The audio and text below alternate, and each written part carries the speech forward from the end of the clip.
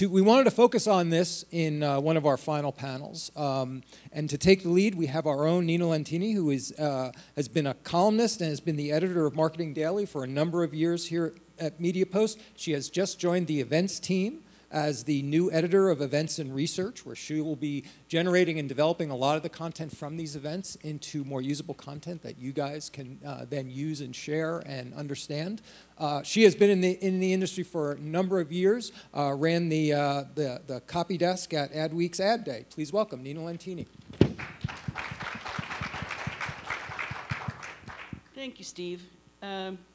Yes, I have been at MediaPost for 12 years actually now, and it's very interesting to be on this side and to know what goes on at these events, because we do keep our editorial and our sales teams different, and I'm really welcoming this opportunity to be with people like yourselves. We have two peers here who will be talking about content as strategy, and Alana, is it Elias Kornfeld, or do you just go by Kornfeld? Alana Elias Kornfeld. Oh, okay. And Melanie Mitchell. And would you please introduce yourselves?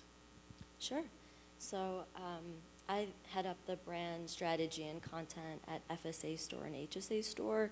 We're two e-commerce platforms that sell products that are qualified under the IRS boring rules of all that stuff. So we sell all the products that you can buy with your flexible spending account or health savings account without having to really worry if it's going to be reimbursable. But my background is in media, so I was in media and publishing for over 10 years and launched the health section at the Huffington Post, among a lot of other things. So health and wellness kind of media has been a thing. And moving now into the e-commerce space and applying content in a very different way has been super interesting, and I'm excited to talk about it. Great. Looking forward to hearing that. So I'm Melanie Mitchell. I work in digital acquisition, primarily focused on the SEO piece, so some of the technical components, as well as the content writing piece, and work with the content marketers, PR, social, etc. In the e-commerce space. But my background, I've been doing this for roughly 18 years, and it's interesting as I started out in the client side and went over to the agency side because I wanted to understand how things worked and what was under the hood, went over to the platform side because I worked with a lot of different platforms and had a lot of different clients. So I've worked across every vertical and then realized where I got the most reward was on the client side again. Because you can really truly own a strategy and own the details of what's happening in the business, but rooted in performance marketing and primarily paid and organic search. And I think a lot of those fundamentals that you have there actually lead to a good content strategy, because if you're building content that no one can find or find interesting or that they're even looking for, I call it you essentially built a billboard in the woods. Nobody cares and nobody wants to share about it, nobody wants to talk about you, no one's even looking for it. And so I've taken a lot of those fundamentals from the very beginnings of even back, like Alana and I figured out we were almost sisters in some way, because I worked at AOL back in 2004, back when they moved all the free content out on the web, and I was brought over there to build out their global paid and organic search program, and then work with all the different brands and all the different sections of the site to basically restructure everything that they did, because they were behind the walled garden and didn't understand how people discovered content, much less how we should structure it. So revamped all of that. Then went over to Publicis on the Digitas side to build up their performance and search marketing practice, and then on back to where I am now, working in e-commerce and working on search, primarily SEO and content strategy. Great. Thanks. What we're looking for today is some common ground on content strategy, what you're seeing and how you're doing it. We'll be talking about ways to leverage brands, learning about what your users want to hear about, and how much effort to put into it. Can you lead us off, Alana, on this question? Sure. So I guess I can talk about how we're structuring it at FSA Store, if that's what you're asking. Okay. So when I joined a year and a half ago, there was no department at all for content. There was one person who was doing everything words related and one person who was doing everything graphics, and they were both super junior. So I just came in and I was like, wait, this, you know, there's so much here. They had been asking and answering questions, eligibility questions, and really technical things in a boring, dry, but correct way. And so what I started to think about was how can I infuse some life and some relatability into the content that we're putting out and really help people. And to do that, we had to have a very visual first approach in addition to very relatable and fun language. So what I did was set up a structure where I hired an art director first. We had the graphic designer that had been there, and then I brought on another graphic designer that's quite junior, so then the art director has been able to really help up-level him, and he's super talented. So, and then on the copy side, the person who had been doing everything is now focused on PR and SEO, just because it seemed to be the things he was most drawn to and strongest at. And so he's doing that. He's also a subject matter expert, which ended up working out because he'd written all of these blog posts and all of these articles in the past. So he's actually a flexible compensation specialist, certified. So we use him. He runs our podcast, so he can get super nerdy about technical things on that. And then I brought on an editor that I worked with to launch 2 different content destinations. So both fsastore.com/learn and hsastore.com/learn. And they're basically little media sites that have multiple sections and subsections, and we're putting out video content and blog articles and columns and news roundups on a weekly basis. So the editor is now running those destinations, and we've, from within his group, built out a team of 10 personal finance and healthcare journalists that are writing our content. So that's how that's organized. Then on the marketing copy side, I brought in a copywriter who is just a dream come true, so talented. Came in with video background, with like a mix of all sorts of little unicorn-like things, and he's just been really, really critical to the rebrand that we've been going through in the last year that's gonna launch in September, in the middle of September. So yeah, so he has been writing all of the email copy, helping us come up with really relatable terms and jokes. You know, he does stand-up comedy on the side, so that like I needed somebody who was going to really like push the boundaries on this boring, dry subject, and come at it in a different way. So he's been really incredible. And then we just hired a junior copywriter to support him. So that's how we're set up. Quite the team you've got there. So Melanie, Yes. Getting visitors into the funnel is always a great goal, and I'm sure it's one of yours. Where are you doing a harder sell content-wise? It depends, and I think this can be true for every site, whether you're in the content game or in the e-commerce game. The way I do, and what I'm trying to play with more recently, is how do the two kind of complement each other along the way. So you think about a topic, and I think about, you know, we're here in Tahoe, so you think about traveling just in general. Like, this has kind of inspired me, like, I need to take a vacation. And like, what do I want to do? Like, it's becoming, you know, winter soon. So you could start with something as simple as, you know, what are there things to do in the winter? And you could start as broad as that, and then start to narrow down those searches. So when you think about your customer and you think about, you know, what is the type of journey they go on, like what are type of searches, and you can get this data. Like if you have, let's say, even very tactically, Google Search Consoles or Google Webmaster Tools, you can literally see the questions that people are typing in to get to your site. You can use other tools like SEMrush, which is kind of an awesome tool. If you don't use it, you should. Because you can see just general questions or general topics, and you can also look at your competition to see what is driving those things to their site, like what type of questions, what type of content, who's ranking for these things, what's the volume, what's the opportunity, and try to tie it back into your own performance. So you can take general topics, tie it back into their own performance on your site, whether you're selling a product or whether, you know, it's filling out a form, whatever those KPIs are, and then start to ladder those up and think about, okay, I want to go on vacation in the winter. Okay, now I've decided it's kind of skiing spa. Now I know I want to go to the Tahoe area resorts, and you can lead them down that path. And who I think does a super interesting job here is Etsy. And I think the reason why they do an interesting job, their blog isn't as easy to find, but if you go to the blog itself, you can see that they'll talk about topics like, let's say, holiday decorations, or they maybe talk about wreaths for your door. But within that content, as they're being helpful, they're giving you that subtle sell. They're giving that subtle sell into their categories. They're giving you the subtle sell into specific products. And then at the end of that blog post, they're saying, here's the featured blogs, or here's the featured products that we have. You know, and so I think like what I'm playing with now is going in, looking at blogs and what are some of the questions that people are asking, leading them down that path no matter what that topic is. And then I'm also starting to look at on the e-commerce site, because typically like e-commerce site, if you think of something like Amazon, it's very clean. It has a very specific focus, which is to sell product, not to clutter it up with pretty pictures or content in any way to distract you from that final sale. But I think there's ways that you can start to play with that content even in an e-commerce situation. Could be helpful articles at the bottom. Let's say it's something seasonal, like say you sell stuff for Halloween.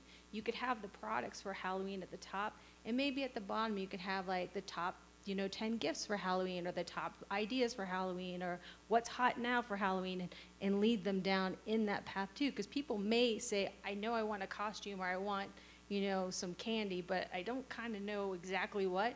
And if you have that content at the bottom, it tends to keep people from going back to a Google or back to Facebook to find something else, and maybe they find it on a blog, but they forget where they started. So it's like, how do you keep them engaged and keep them within you? And so I think if you use those data tools to start to really hone in on what's important and building up that content, doing some testing, I personally have found, especially recently, it's had some really good results when you start to engage the two together.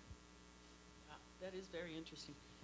Alana, I wondered, you did describe how you created your small staff, but how did you connect that small internal group to the overall branding strategy?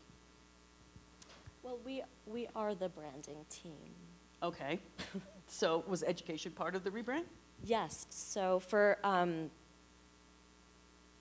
so in terms of content supporting the overall brand relaunch, yeah, education's always been really important to the company. But, and to our B2B partners, because we have really strong relationships with these third-party administrators that submit and run the FSA and HSA for employers. So they really look to us for education. But when I was looking at how to really bring or tell the brand story in a better way, I learned that what we do, like on a product side, is so simple. So when you shop on our site, you don't have to submit receipts, which is like a huge headache relief for people who have an FSA or an HSA. You don't have to save them and then put them and then lose them and then maybe, So that's one big thing. So there's no receipts when you use your card on the site. So that simplifies things for people. There's also, we only sell eligible products. So that's another area of confusion that's now not on the consumer. So there's a number of things like that that we've done, and yet the experience of the brand, and it still is this way, so you can check it out, although we're in our little mini phase between old site and new site. But the way that it came through was cluttered and antiquated and almost like bargain basement. So what we started to think about was, how do we reposition the communication of the brand in alignment with what the company really does do for people. And one of the ways was to pivot in more of, and not looking at competitors as being drugstores or big box, retailers like CVS or Walgreens, but really that what we do is in alignment with this new generation of brands that put the consumer first, so like Oscar Health or Mint.com, and that simplifies something very profound and probably also highly regulated and confusing. So when we started to move in this direction, content as a tool for reinforcing that became super interesting. And so the ways that the content had been done before, which was long form text, jargon, industry terms, was all the new way of doing it was that we stripped that away and created highly visual and interactive tools. So there's these guides that we do, which is a good example. And they're the guide, so to talk also about what Melanie was saying with SEO, the reason why we started with the idea of the guides was because of SEO research that we did and trying to rank for some of these broader, bigger terms than we'd ever been able to go for in the past, and also through that solve a consumer confusion issue. And so they range from topics like the guide to HSA contributions, the guide to the FSA rollover versus grace period. And within those, it's like 6 little graphics, and then you can click and you can interact with them, and there's like 200 words in each one of those things, so it's very easy to see at a glance what the world looks like. And I really wanted it to almost look like a children's storybook to like help people, like if they come to our site and feel like they went to a carnival and were handed like an ice cream cone, that's kind of success in my mind, especially given the topic. So does that answer your question? Yes, it does. I like the ice cream cone too. That's very good. So both of you are talking about using content, paring things down so that people aren't wading through words to get to the point that you're trying to make it easier for your consumers to get to the purchase funnel, essentially. I have one more question for Melanie. Who do you envy? I have 2 that I envy, actually, and for 2 different reasons. One is TripAdvisor I envy, because I don't think there's been a search I've done out there, because usually when I have a question or a need, I go to Google. It's not necessarily Facebook or a banner ad that triggers me on something. I usually have a purpose on the internet. I don't do a lot of playing around, but usually there's not been a search. I have not found TripAdvisor when I had a question about travel. It could just be like, hey, I'm going to Tahoe, or I'm going to Chicago or something. What can I do, or where do I eat, or what can I see, or what are fun things? They almost always not only are on page 1, but they almost always have an answer for that. And it's interesting the direction they've taken, because it's not necessarily trying to, push a product on me. They're doing it in the lens of being helpful, but also driving traffic. And it's a interesting, I think, a difficult balance to strike, that you're not in someone's face and maybe trying to spam them, and you're just kind of being too vague, and it's not super helpful. And I really admire the approach that they take. They find this relevant content that I've actually always found interesting, and it's always relevant to me, and it's helped me no matter what that question might be. And I also like their Twitter as well. If you've ever seen them, they have really fun videos, and they're very engaging, they're interesting, and it's very timely. And they had one on Chicago the other day about super cool views, and they were doing from all these different angles, from the sky and from the ground up, and I just watched it because it was fun. It wasn't really had a purpose. I just happened to come across it. I was across Twitter. The other one, though, I would say is Wayfair. I think they've done a tremendous job over the last 2 years, not just with how they think about structured content, even from a technical SEO perspective, but even their content itself. Just if you go to their e-commerce site and what they've put on their pages, and again, going back to the e-commerce experience, you have to find that balance of not taking people out of that buying mode.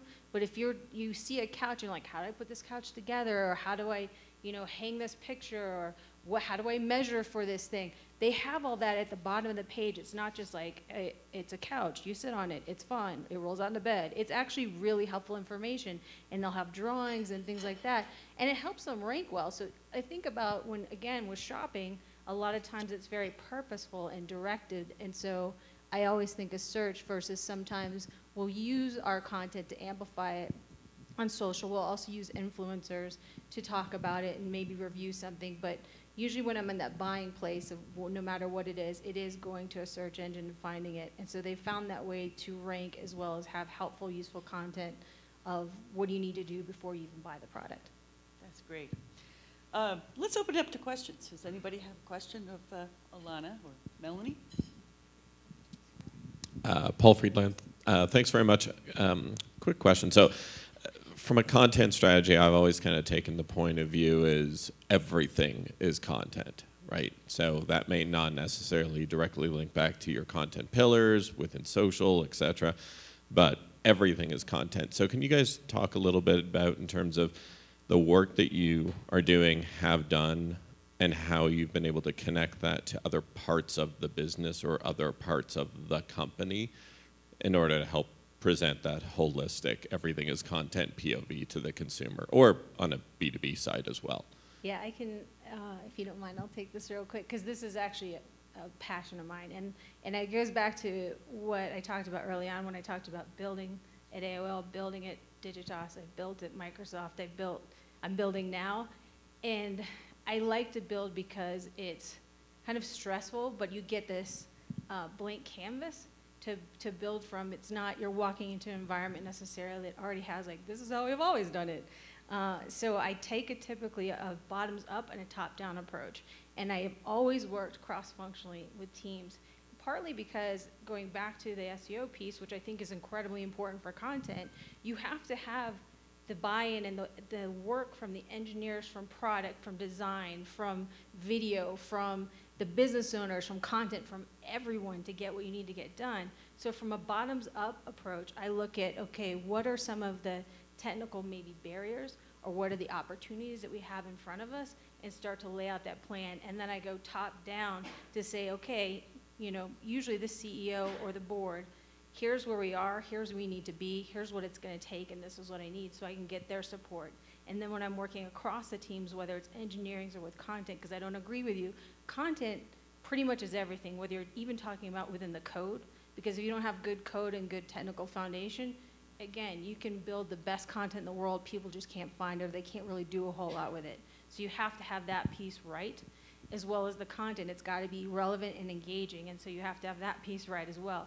But usually what I want or need, other people need as well. So I can go to the content team or the PR team, or I can go to the engineering team, like, hey, content team, here's an opportunity. You created all this great content because you're like, hey, this is really super fun and I'm interested in it, but it's got no volume, so no one's really finding it and no one's really engaging it. But if we tweak it just a little bit and do it more like a how-to, or where do I find, or something useful that people care about, we both win.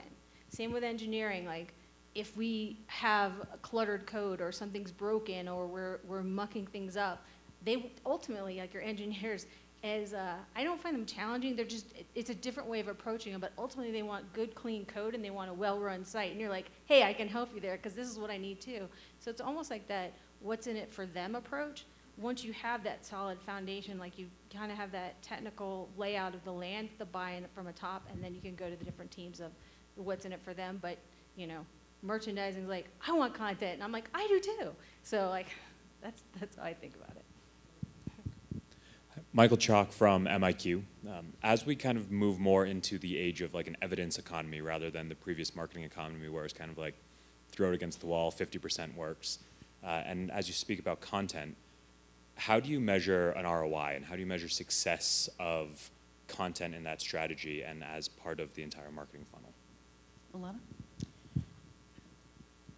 This is an ongoing challenge that I think about every day. One of the ways that I've started to do it is to come up with language that also makes sense to the people who are asking the question. So the context for me that they're asking is conversions, right? So purchases and an e-commerce transaction. So there's no connection that can be made in reading a piece of content and then going and making a transaction. It tends to be, and I know, Melanie, you have some other examples you can share, but for the type of content that we're running, it's very educational and it's not meant to convert. Yet, I have people coming to me saying, oh, this article only had 2 conversions. And I'm like, it's not meant to convert, right? So I've had to come up with these other things. So the concept of a content conversion is something that we're now playing with. And that is, for us, a click from a content page to a product page. So an entrance into that primary funnel, or an email opt-in off of a piece of content, so that they can then start to put them into the pre-purchase flow. A third one that we're going to start playing with and haven't yet is just like after reading a piece of content, taking a quick survey, and then pressing enter. And like that's going to be another content conversion. So instead of saying to them, what I started doing was put page views and time on site and number of people and blah, blah, blah, blah, and that wasn't quite connecting back to the ROI that they were thinking of. The idea of a content conversion seems to be something that's helped get a lot more internal buy-in. And for us, or for me, like it just depends on what I'm trying to go for. Because, and I think for B2B is obviously going to be a different approach than B2C just for the length of time, but I think I'll take it from the B2C lens because that's where I spent most of my time. But you could probably figure out if you're B2B how you might be able to take some of this.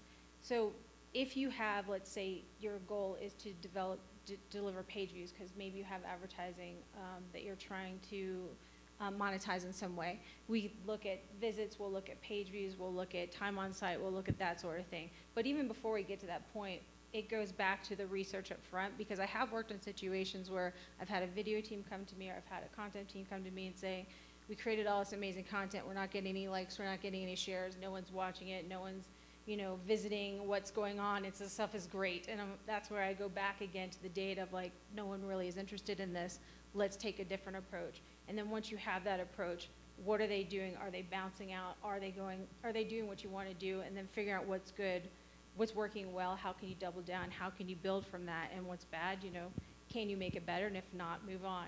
But if you're looking at from an e-commerce perspective, again, that's an easier one because you're seeing, are people getting there? Are they buying? If not, is it you? Is it your prices? Is it they getting lost somewhere in the flow? Then you can start to have those other conversations across the organization. But if you're just trying to get people in general as they're doing that research, sometimes, and I agree with Alana, if they're not converting, sometimes that's okay. They may just be looking in more of the browsing mode from whatever it is you might be. And if you can establish yourself as helpful and expertise, and that's where I tend to look at what is this particular content. Are they staying for a minute? I'm okay with that if they're bouncing out because they probably just needed that one piece of information. They're doing their research for now and they leave. Hopefully they'll understand we're the experts in the space or we have something good to offer. They'll come back later. But then, like I mentioned before, how I'm playing with the cross promotion of, similar to like Etsy, of where they have the blog and they're promoting products and blog, and then the e-commerce site promoting, content in the e-commerce site. I'm starting to play with how is that helping along the path. So someone's not just coming to the blog, reading a bunch of information, going back out and finding the product somewhere else or finding that conversion somewhere else. And so I think you really just have to understand what are your goals, what's the purpose, and define those KPIs up front and be very clear to everyone, this is what success looks like, rather than having someone come back and say, oh, it's only 2 conversions. You're like, actually, that's really good. I didn't expect any conversions. That's not the purpose. That was just icing on the cake. So we are going to finish this discussion in the roundtable in about half an hour, and Melanie's going to lead that one. So Alana, Melanie, Nina, thanks very much. Thanks.